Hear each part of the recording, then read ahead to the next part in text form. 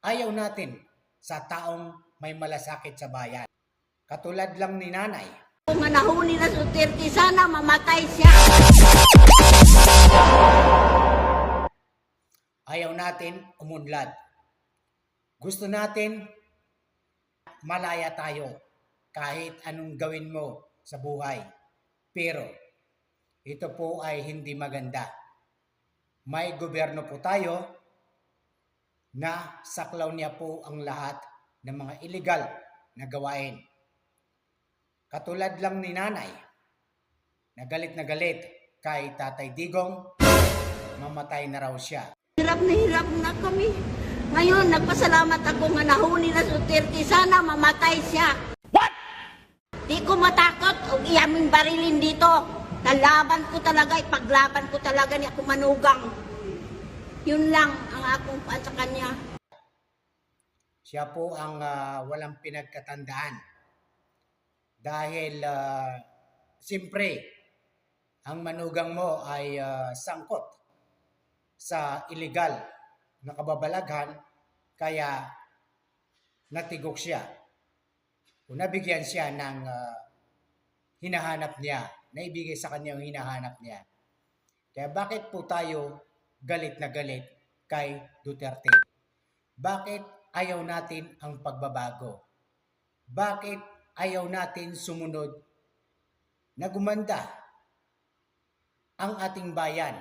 Mawala ang mga kriminal, mawala ang mga drogista, mawala ang mga pusher, lahat ng masamang kababalaghan ay mawala sa ating bansa at gumanda yung ekonomiya ng ating bansa at umunlad ang ekonomiya natin.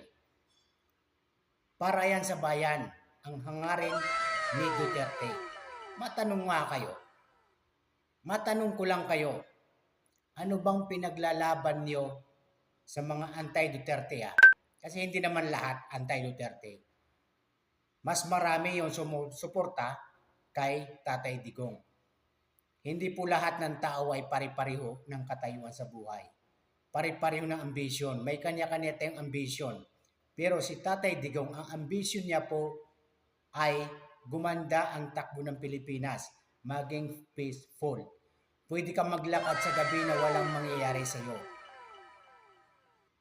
Bumaba yung rate ng crime sa Pilipinas dahil sa kanya.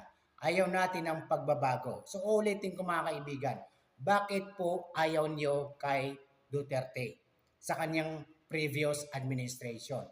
Bakit ho ba? Ilatag niyo nga ang saloobin niyo. Bakit ayaw niyo kay Duterte sa kanyang pamamahala previous administration? Dahil ho ba nasagasaan kayo? Dahil ho ba nawalan kayo ng pinagkakakitaan dahil sa pinagbabawal na gamot? Dahil ho ba nakulong si ganito, si so-and-so, napatay ng mga pulis? Or nakulong dahil sa pinagbabawal na gamot? Yun ba ang dahilan? Nawalan kayo ng pinagkakitaan nung panahon niya dahil mahigpit? Bakit ho ayaw natin ang pagbabago? Sa atin po nanggagaling ang pagbabago. Siya lang po ang role model natin. Nung siya ay nakaupo bilang presidente ng Pilipinas, tandaan niyo po sa lahat ng mga kababayan ko, bakit po ayaw natin ang pagkakaisa? Bakit po ayaw natin gumanda ang takbo ng Pilipinas? Bakit ho gustong gusto natin ang maraming illegal na gawain, maraming illegal na aktibidad? Bakit ho? Tingnan nyo nung nakaupo si Tatay Digong, nawala yung mga tanimbala dyan sa airport. Ngayon, bumabalik ulit. Dahil bagong Pilipinas, bagong mukha. So, asaan po yung bagong mukha dyan? Asaan po yung bagong Pilipinas dyan? Ang pwedeng tawagin dyan ay Bangag Pilipinas, Bangag Mukha. Yan po ang dapat itawag sa Pilipinas. Hindi po bagong Pilipinas, bagong mukha. Asaan na po yon? Asaan po yung mga pangako? Ang pangako po ay maging 20 pesos ang bigas per kilo. Asaan na po yon? Ginamit lang po yon para kayo ay umasa. Ngayon, wala naman. Mas bumaba kay Duterte yung crime rate. Marami tayong utang na loob kay Duterte. Aywan ko lang sa mga anti-Duterte. Dahil marami siya nasagasaan. Lalong-lalo na sa mga nakaupo na opisyal sa gobyerno nung panahon niya. Dahil ayaw niya yung mga illegal na gawain. Gusto niya yung pagbabago. Umasinso ang bansa natin. Pero sa ating mga Pilipino, maraming sumusuporta sa mga illegal na gawain. Sa matataas na opisyal dyan, nasangkot sa mga illegal na gawain. Bakit po ayaw niyo ng pagbabago? Anuhin niyo po yung maraming kayamanan. Sumasako po kayo ng pera. Pag namatay po tayo, ay madadala niyo ba yan sa hukay? Hindi ho. Kayo lang po. Mas maganda po yung kumakain kayo ng 3 beses sa isang araw. Nasa middle class po kayo. Wala kayong utang, wala kayong iniisip na kalaban. Kasi ang gusto ng masang Pilipino ay yung pagbabago. Pero tayo mismo, ang ayaw natin magbago. Hindi tayo sumusunod. Nakukuha yung dignidad natin. Nakukuha tayo sa pangako. Nababayaran yung dignidad natin. Nabibili ng pera. Bakit ho ganun ang mga Pilipino? Nabibili tayo ng salapi. Pinagbibili natin yung dignidad natin. So yan po ang tandaan natin mga Pilipino.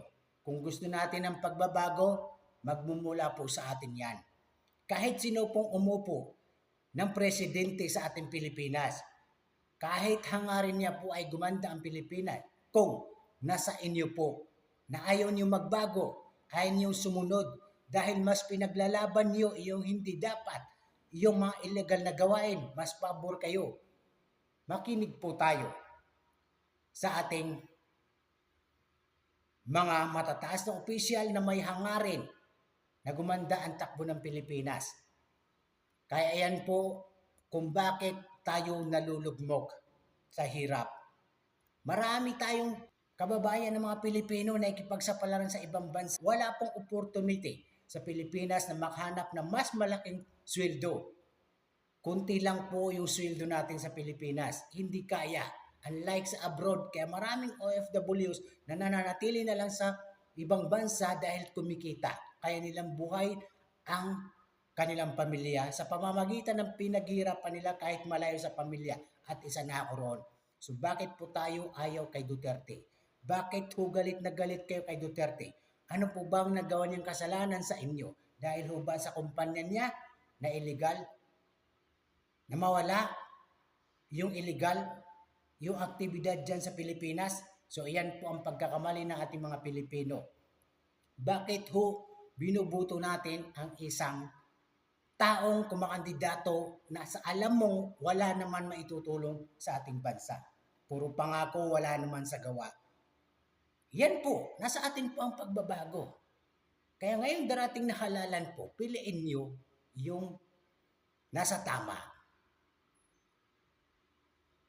Pumanig kayo doon sa tama, hindi doon sa pinaglalaban nyo na puro mali. Marami pong nakaupo ng congressman dyan sa Pilipinas. Pero ang pinaglalaban lang nila, sariling kapakanan, kasapi sa NPA. Mga party list, halos lahat. Hindi ho ang pagbabago ang gusto nila. Dapat ho sila ang masunod. May administrasyon po tayo, mga kaibigan, mga kababayan. Namulat na po tayo sa kahirapan. Bakit paulit-ulit na lang tayo? Ako, hindi ako mayaman. Isa rin din akong mahirap. Kaya ho, sa napapansin ko, sa nangyayari ngayon, wala pong pagbabago ang Pilipinas. Kaya mga kaibigan, bakit ho ayaw natin magkaisa sa marangal na trabaho, marangal na pamamalakad? Pumapabor tayo doon sa hindi tama.